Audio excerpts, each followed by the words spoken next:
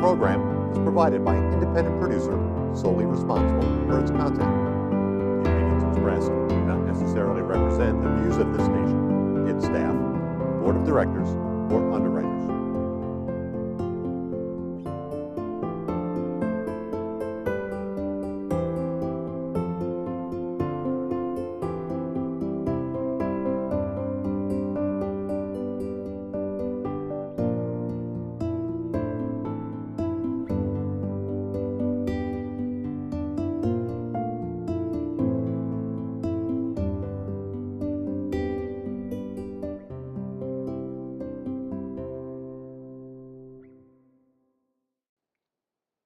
Hello and welcome to another edition of our program CHW in Action with your host Rafael Calderon. As always, CHW stands for Community Health Worker in Action because I'm always in action trying to bring you the community of Nashua education and health information that can help us all be healthier and happier in the city of Nashua. And today I have the privilege of having my good friend Mark Phillips here with us. He's also my co-worker from Lamprey Healthcare. When we started this program, the whole idea was to have my co-workers from Lamprey to come onto the TV show and tell us about all the wonderful things that we do at Lamprey. So it is my pleasure to introduce you to our guest, Mark Phillips. Thank you, Rafael. I'm good. How are you? Fine, thank you. Thank you for being here. Thank you very much. So I know you a little bit, but for the audience, tell us who you are and what you do. My name's Mark Phillips. I work at Lamprey Healthcare, and I'm the manager of our Behavioral Health and Integrative Services Department, which is behavioral health services, but it also is integrative care, meaning we work very collaboratively and closely with the medical providers in the health center. So the whole concept is to approach every patient, every individual as a whole person. You know, when you go in for a medical visit, many times people have other problems going on that may not be physical. It may be emotional. It may be stuff that they're dealing with in their lives or dealing with in their family, and they may need somebody that they want to talk that through.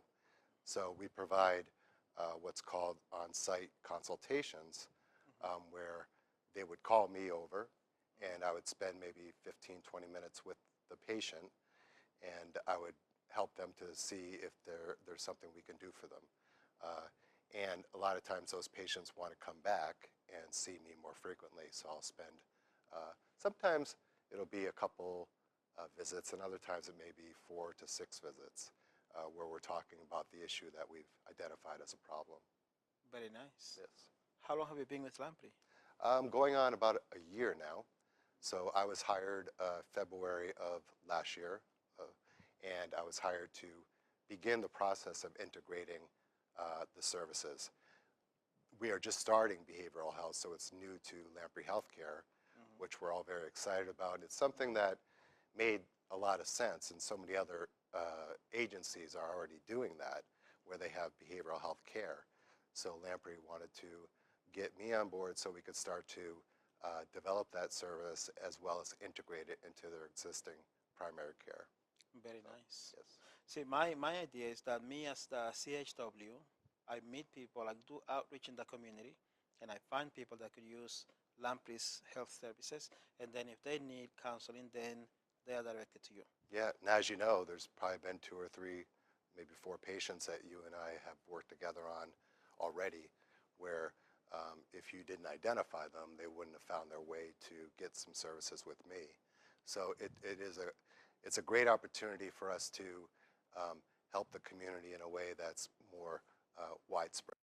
And you know, we're looking at people that come through the doors every day that may or may not be existing patients, where they become a patient of the health center, and then we could provide this complete service to them, where they're getting a multidisciplinary approach to their care. Very nice. Yeah. And when you started, when we first spoke, you were building a team. You needed some people. Have you found? Right. Yes. So far we have another full-time clinician who works out of our out of our Raymond and Newmarket sites. And I cover right now the Nashua site for psychotherapy, counseling services, a lot of people refer to it as. And we also have hired 2 psychiatric nurse practitioners. So those are the people who they don't do the ongoing psychotherapy work, but they will do the medication evaluations. Some people need medications, not everybody, but some people do need medications. So they may see the psychiatric nurse practitioner and then also see me at the same time. So we're kind of working as a team with the medical providers. So it's very comprehensive. So we have one person in Nashua 1 day a week right now, which I imagine will expand. And we have one person who works in our Raymond location who is 1 day a week. And as well, I think that'll be a position that grows. Very nice. Yeah. Very nice. Now, what drew you to this field of work? What do we do? What drew you? Like, why did you get Oh, involved? what did I get? Well, I've been in the field for 26 years now. So I've been working in the field for a long, long time. I started off doing inpatient work, and I don't really know what started me in the whole career process. You know, a lot of people have ambitions of what they want to do for a living. Fortunately, I was able to find something I enjoyed, working with people, talking to people, giving some really guided advice where, you know, a lot of people can, we talk to a lot of people every day and we hear a lot of opinions and advice on certain things, but trying to focus our advice into certain areas where people are having problems. And so I was able to find a career that kind of reinforced that for me. So I started off inpatient, and then I did some outpatient work, and I did some residential work, all different types of modalities of treatment. So it's been a very interesting career, and it's one of those careers that just keeps changing. Sometimes, you know, it changes and grows, and it gets a lot of attention in the media. Unfortunately, it takes some pretty sad events to occur for people to realize that many people need mental health care or behavioral health care, and they may not have easy access to it. So with Lamprey, providing the service and having our policy of being able to treat the whole community and being able to work with now the whole person, it's really maximized our ability to help. Very nice. I'm very excited about this program, and I'm excited that you are managing the program because you're really good. Thank And you. I'm not saying this because you're on TV, you know, Thank you. because I refer people to you. They actually tell me things. Okay, So thanks. you're good at what you do. So I want to tell you, we have a vision. Some of us in Nashua, we have a vision of a healthy Nashua. And just last week, I had Paul Hibbert here, and I was telling him that in the past, I had other leaders in the community, particularly Tom Lopez, because I mentioned his name because I like to say that he used the phrase, we want a healthy Nashua. Yeah. And that's what we all want. A healthy Nashua, not just in the clinical health aspect of things, but also in the mental health side of things. Yes. So how do you see us doing our part to making Nashua a healthier community in that respect? I think you've already started, because I think one of the key things is to be able to identify where the problems are and also to identify what a problem is. You know, many times people who have issues related to their behavioral health or their mental health, there's a lot of different terms people use, but a lot of times it's not clearly understood.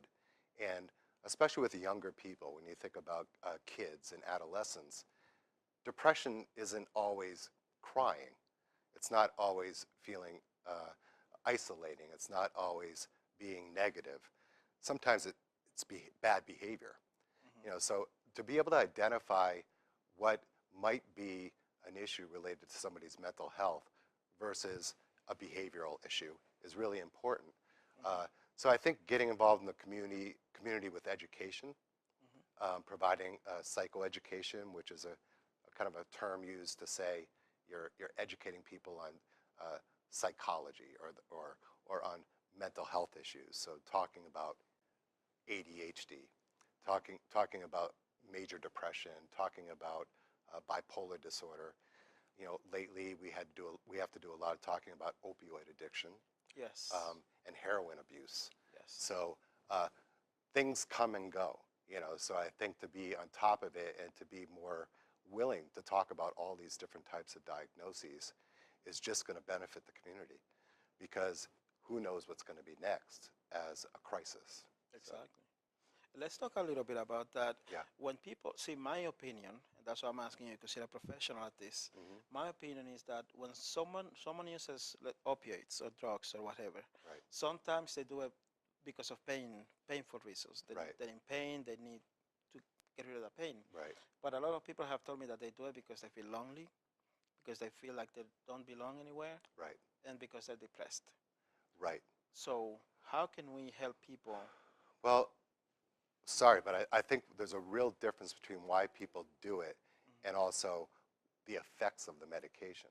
Okay. You know, there's a physiological response that the body has to the opioid, and it's a very sedating, calming response.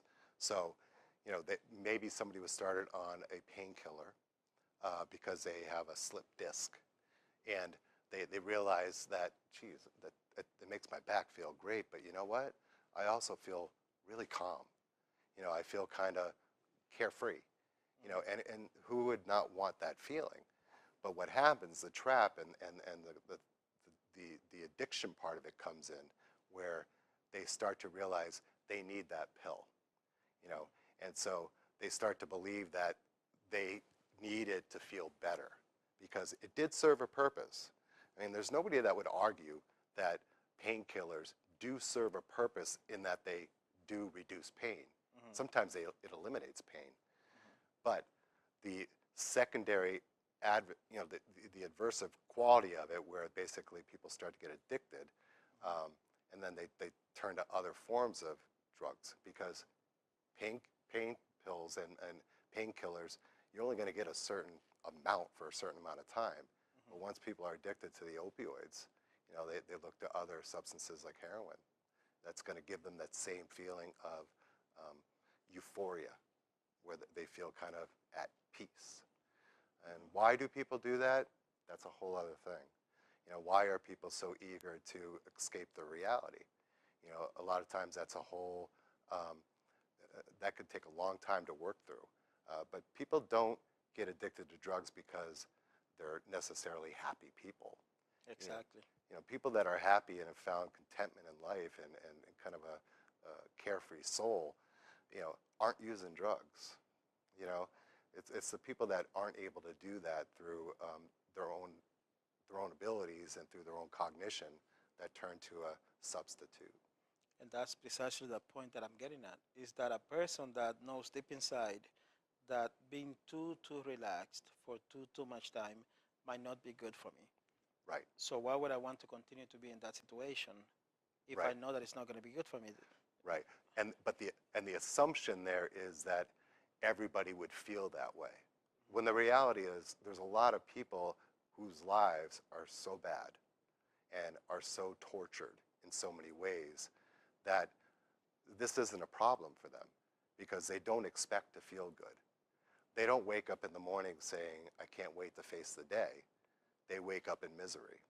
You know, so how do you combat that? And how do you get somebody to realize that life, you can rise above this stuff and you can feel better about your life regardless of what may be happening in your life? It's very hard.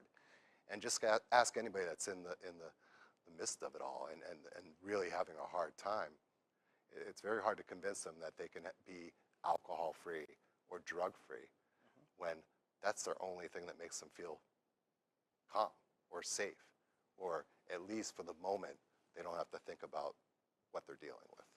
They don't have to feel the pain. They don't have to feel the pain. It's sad because, I mean, so often you see people medicating themselves, and, you know, it's pretty much what people are doing. They're medicating themselves to feel better, but they're using something like alcohol many times, which is a depressant. So they feel depressed, so they drink a depressant, and then they wake up and they feel depressed.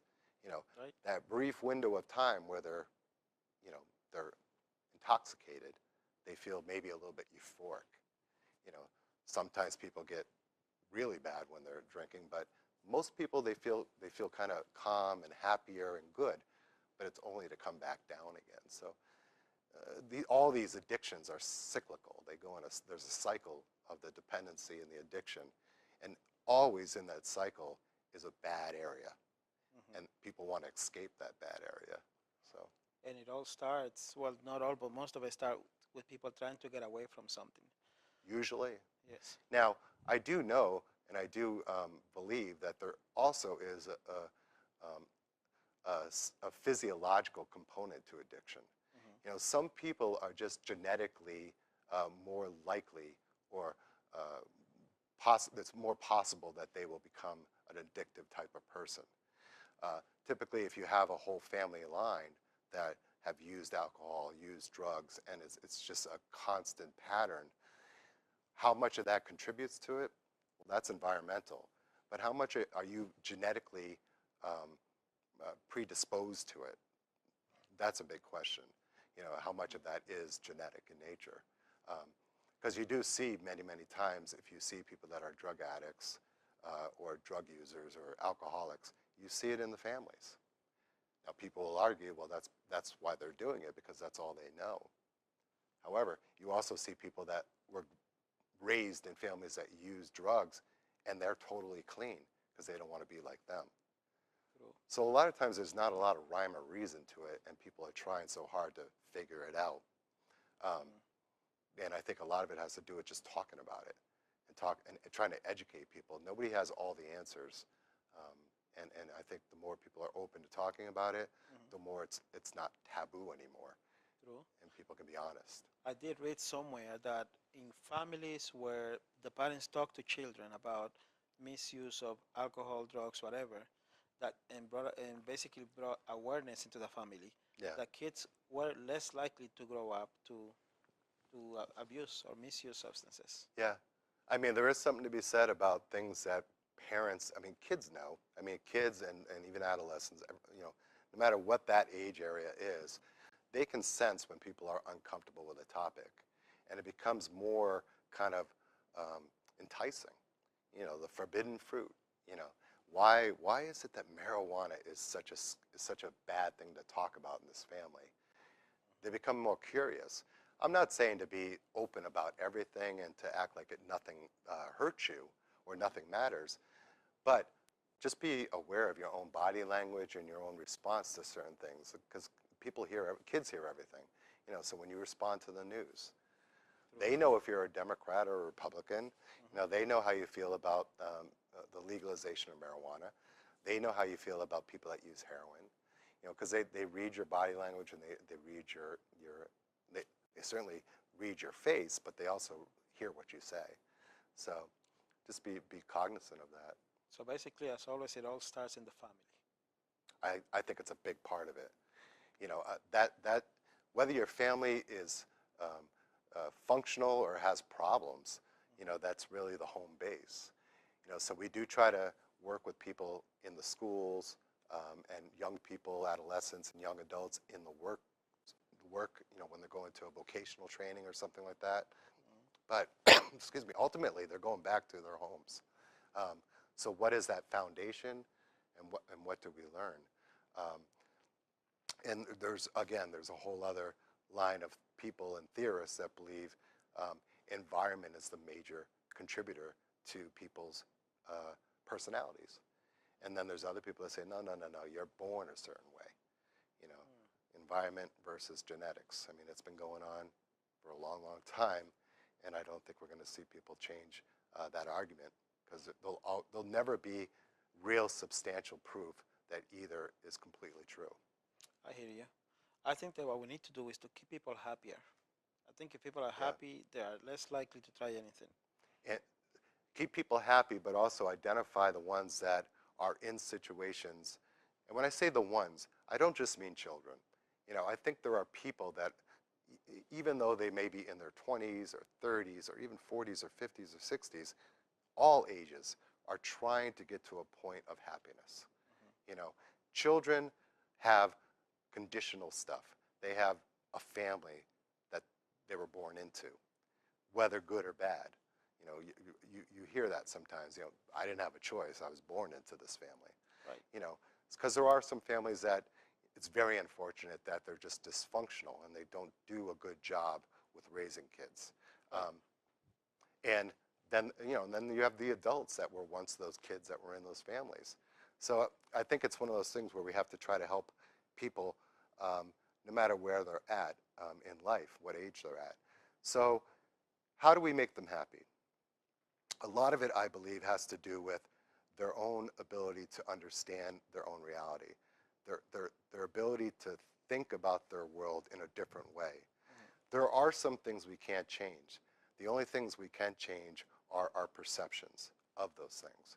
Okay. So cognition, which is basically thinking, has much to do with somebody's ability to be happier or more happy than they may have been without learning new ways to approach life. Because we're not going to stop bad things from happening. What we can stop is our demands on things. When we put demands on certain situations, like it shouldn't be this difficult, we're bound to feel horrible because, number one, it should be because it is, and there's nothing, we don't have the power to stop life from happening. So when we put a lot of expectations on the world, we're always met with disappointment. Makes sense. So if we can change kind of our perception where we want things to be a certain way, and we hope they're a certain way, but that we can't always expect that we're going to get what we want or what we hope. If we can change it and practice that way of thinking towards life and thinking towards situations, we're more likely to feel less hurt or less impacted by negative things that occur around us. Very true. So evidently you know your staff. And I introduce you as Mark Phillips because I know you. But what is your title exactly? I'm a licensed independent clinical social worker, so that's the long statement for LICSW, which is a New Hampshire license. And so I'm a clinician, that's my title, where I practice psychotherapy, I do assessments, I do consultations, and I have a lot of different experiences that I can bring to patients and help them to understand where they might be, how they're functioning, and how they might be able to improve their lives. So it's great to be at a federally qualified healthcare center, a community health center where we serve so many different cultures, so many different types of people, different problems. We see every day is different. So I try to speak Spanish, but I'm still working on it. Okay. But I try my best. But that's not the only language we help. We do have the availability to provide on-site interpretation as well as telephonic on the phone interpretation when we need it. You mean the language line? The language line. So we can help anyone in any language, any of our Anyone patients in any language, which is amazing to me. So we can get on the phone. Let's say I have a consultation with somebody and they speak Farsi. I may not find someone that can speak that, so quickly. So I can get on the phone and within 3 to 5 minutes, I have somebody speaking the language. So it's a really, really wonderful tool. It's not ideal. Obviously, it would be great if I could speak it, if I could speak Farsi, or I could speak Spanish more fluently. But it's better than not doing anything at all. Indeed. So Indeed. See, so Lamprey Healthcare is a magical place. it where is. We make people healthier, and we work with all kinds of diverse people from different backgrounds. And we respect people. We respect the individual. We respect the culture. We expect and respect people to be part of their treatment. So if somebody's coming in and they're coming to see me, they know that I want them to work with me, and I want them to work on their problems that they're having. Some people, I was told once by one of my patients that I thought I was just going to come in here and lay on the couch and you were going to talk to me. And I said, no, that's not how I work. But there is some perceptions of what a therapist does. Just like you have perceptions about any career or any profession. But whether there are people or not that have people lay on the couch and you talk to them, that's fine if they want to do that. But I don't find that helpful. I find an active conversation. It doesn't mean, and I don't want to scare people away, it doesn't mean that I'm going to expect you to sit there and tell me your whole life. In fact, I don't necessarily need to know every little part of your life. What I do is try to meet the person where they're at. So there are people that just aren't good talkers, but it doesn't mean they don't have issues they want to work on. Right. So I'll read that. I'll know that. I'll pick up on that, and I'll help them to get through the session. So I'll have a different expectation of them. So my expectation of their work is going to be different than somebody else who may be a little more articulate and a little more able to talk things through.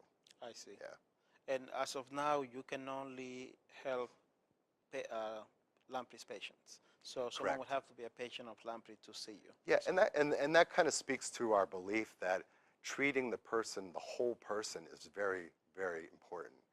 So being able to do it in a multidisciplinary approach, where we have the primary care provider for medical services, and you have me, and you have the psychiatric nurse practitioner, where we're all working as one team.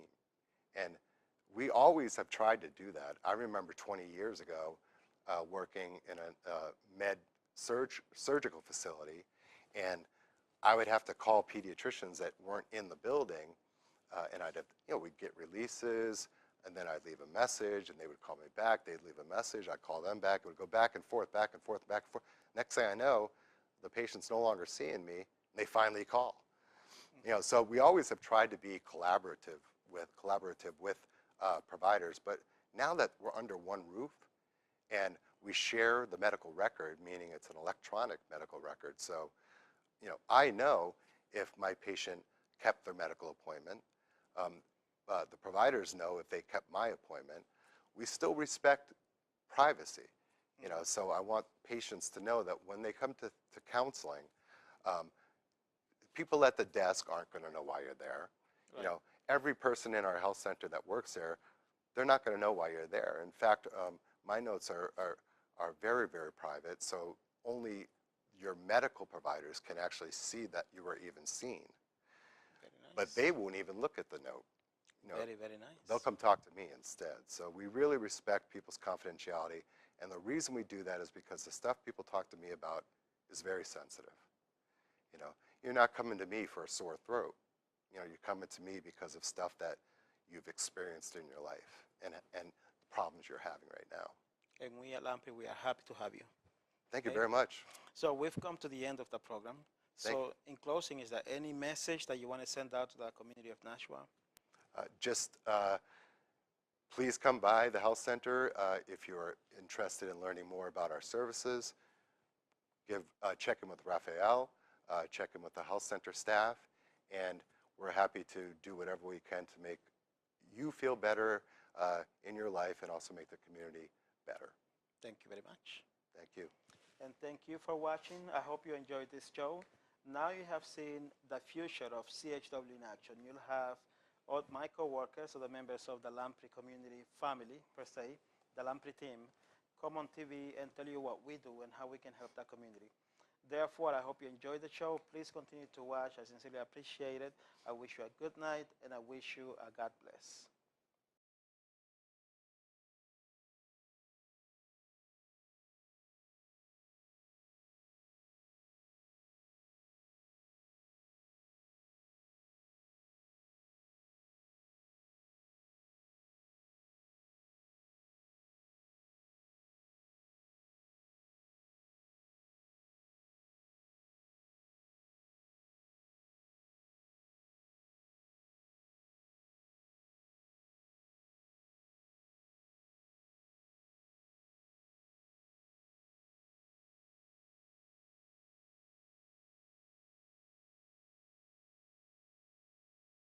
The following program was provided by an independent producer solely responsible for its content.